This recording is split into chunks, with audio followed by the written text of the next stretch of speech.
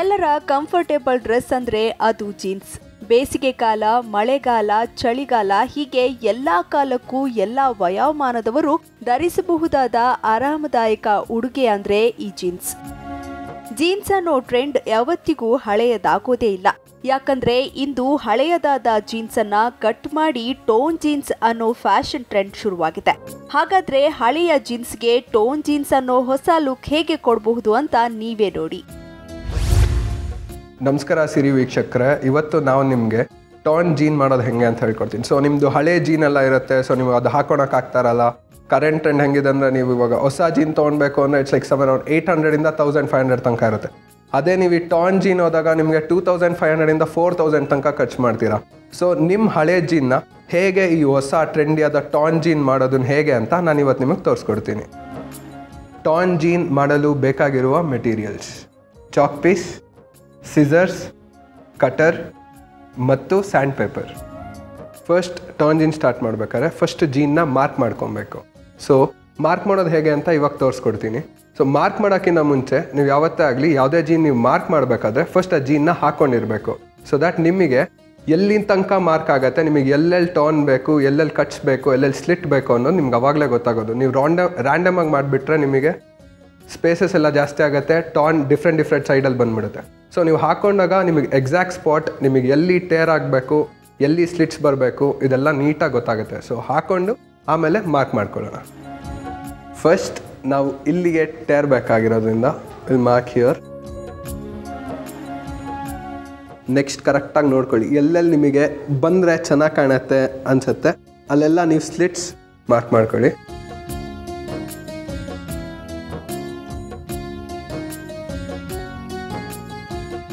ಇವಾಗ ಮಾರ್ಕ್ ಮಾಡಿದ್ದೀನಿ. ಸೊ ಇಲ್ಲಿ ಮೇಲಿದೆ, ಇಲ್ಲಿ ಕೆಳಗಡೆ ಇದೆ. ನೀವೆಲ್ಲ ಈವನ್ ಆಗಿ ಮಾರ್ಕ್ ಮಾಡಿಕೊಂಡ್ರೆ ಚೆನ್ನಾಗಿ ಕಾಣಲ್ಲ. ಸೊ ರ್ಯಾಂಡಮ್ ಆಗಿ ಮೇಲೆ ಕೆಳಗಡೆ ಸ್ವಲ್ಪ ಚಿಕ್ಕದು ಸ್ವಲ್ಪ ದೊಡ್ಡದು ಈ ಥರ ಕಟ್ಟಿಂಗ್ಸ್ ಮಾಡ್ಕೊಳ್ಳಿ. ಈಗೆಲ್ಲ ಮಾರ್ಕಿಂಗ್ ಆಗಿದೆ. ಸೊ ಈ ಕಟ್ಟಿಂಗ್ ಹೆಂಗೆ ಮಾಡೋದು ಅಂತ ತೋರಿಸ್ತೀನಿ. ಫಸ್ಟ್ ಇವಾಗ ಮಾರ್ಕ್ ಮಾಡಿರೋ ಸ್ಲಿಟ್ಸ್ನ ಪ್ಯಾಂಟ್ ಫೋಲ್ಡ್ ಮಾಡ್ಕೊಂಡು ಕಟ್ ಮಾಡ್ಕೊಳ್ಳೋಣ.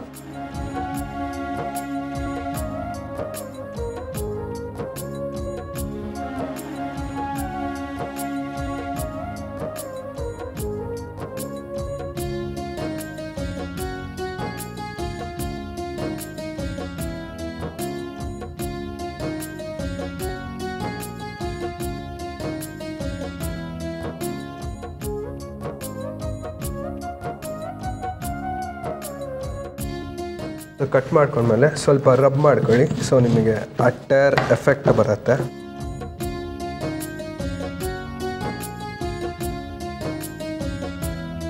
ಸೊ ನೆಕ್ಸ್ಟ್ ನೀವು ಸ್ಯಾಂಡ್ ಪೇಪರ್ ತಗೊಳ್ಳಿ.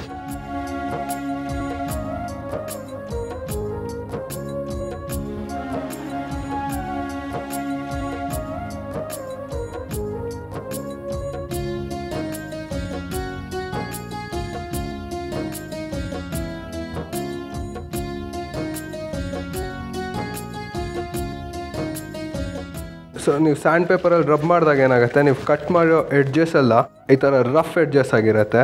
ಸೊ ನಿಮ್ಮದು ಆ ಟಾನ್ ಎಫೆಕ್ಟ್ ಏನಿದೆ ಅದು ನಾರ್ಮಲ್ ಮತ್ತು ರಿಯಲ್ ಆಗಿ ಟೇರ್ ಆಗಿರೋ ಥರನೇ ಎಫೆಕ್ಟ್ ಬರುತ್ತೆ.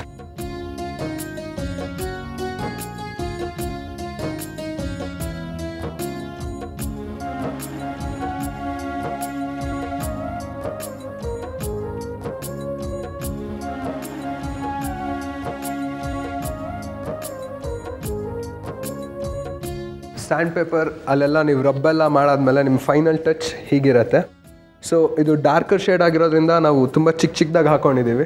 ಸೊ ನಿಮಗೇನು ಅಂದರೆ ತುಂಬ ಟಾನ್ ಇನ್ನೂ ಚೆನ್ನಾಗಿ ಕಾಣಬೇಕು ಅಂದರೆ ಕಟ್ ಸ್ವಲ್ಪ ದೊಡ್ಡದು ಮಾಡ್ಕೊಳ್ಳಿ, ಸ್ವಲ್ಪ ಹತ್ರ ಮಾಡ್ಕೊಳ್ಳಿ.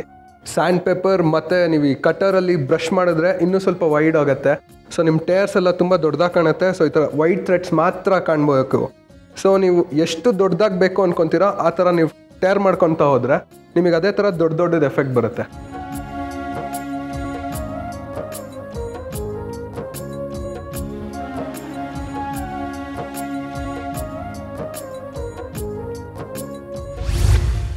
ನೋಡಿದ್ರಲ್ಲ ವೀಕ್ಷಕರೇ, ನಿಮ್ಮ ಹಳೆ ಜೀನ್ನ ಹೇಗೆ ಹೊಸ ಥರ ಟೋನ್ ಜೀನ್ ಮಾಡೋದು. ಸೊ ಇದೇ ಥರ ನೀವು ಮನೆಯಲ್ಲಿ ಟ್ರೈ ಮಾಡಿ.